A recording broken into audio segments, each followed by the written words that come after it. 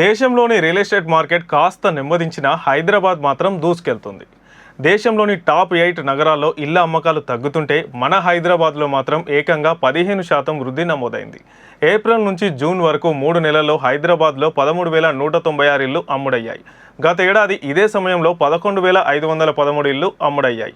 అంటే ఏడాది వ్యవధిలోనే అమ్మకాలు గణనీయంగా పెరిగాయి. ఇక దేశంలోని టాప్ 8 రియల్ ఎస్టేట్ మార్కెట్ల పరిస్థితి చూస్తే గత ఏడాది ఏప్రిల్ జూన్లో 97,674 ఇళ్లు అమ్ముడవగా ఈసారి ఆ సంఖ్య 91,729కి పడిపోయింది. అంటే దాదాపుగా 6% తగ్గింది. ముంబై, ఢిల్లీ, ఎన్సీఆర్, బెంగళూరు, పూణే, అహ్మదాబాద్, కోల్కతా వంటి ప్రధాన మార్కెట్లో అమ్మకాలు తగ్గాయి. పూణేలో ఏకంగా 21%, అహ్మదాబాద్లో 20%, బెంగళూరులో 9% అమ్మకాలు పడిపోయాయి. కానీ హైదరాబాద్ మాత్రం ఈ ట్రెండ్కు పూర్తిగా భిన్నంగా కనిపిస్తుంది.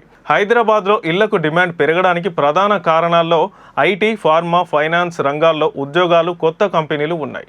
గచ్చిబౌలి, కోకాపేట్, నానక్రామ్గూడ, ఫైనాన్షియల్ డిస్ట్రిక్ట్ ప్రాంతాల్లో కొత్త ప్రాజెక్టులు భారీగా వస్తున్నాయి. దీంతో ఈ ప్రాంతాల్లో ఇళ్లకు డిమాండ్ కూడా పెరుగుతుంది.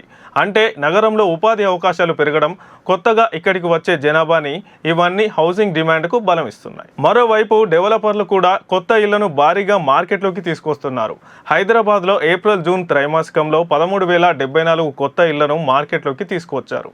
గత ఏడాదితో పోలిస్తే కొత్త సరఫరా కూడా 21.6% పెరిగింది.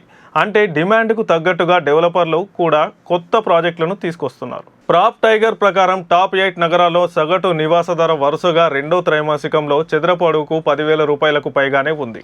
హైదరాబాద్లో కూడా ధరలు అధిక స్థాయిలో కొనసాగుతున్నాయి. దీంతో కొనుగోలుదారులు ఇప్పుడు ఏ ఇల్లు పడితే అది కొనకుండా నాణ్యత, లొకేషన్, సౌకర్యాలు, భవిష్యత్తు విలువ వంటి అంశాలను చూసి నిర్ణయం తీసుకుంటున్నారని రిపోర్ట్ చెప్తుంది. ఇక పశ్చిమాసియా ఉద్రిక్తతలు, ఏఐ కారణంగా ఉద్యోగాలపై ఆందోళనలు, అధిక ధరలు వంటి అంశాలు దేశంలోని కొన్ని నగరాల్లో కొనుగోలుదారులను వెనక్కి తగ్గిస్తున్నాయి. అయినా హైదరాబాద్లో డిమాండ్ మాత్రం నిలకడగా ఉండడం నగర రియల్ ఎస్టేట్ మార్కెట్కు ప్రత్యేక బలంగా మారింది. అయితే ఇళ్ల ధరలు మాత్రం సామాన్యులకు పెద్ద సవాలుగానే ఉన్నాయి. నగరంలో మంచి ప్రాంతాల్లో ఫ్లాట్ కొనాలంటే భారీ మొత్తాన్ని ఖర్చు చేయాల్సి వస్తుంది. అయినా భవిష్యత్తులో ధరలు ఇంకా పెరుగుతాయనే ఆలోచనతో కొందరు ఇప్పుడే ఇళ్లను కొనడానికి ఆసక్తిని చూపిస్తున్నారు.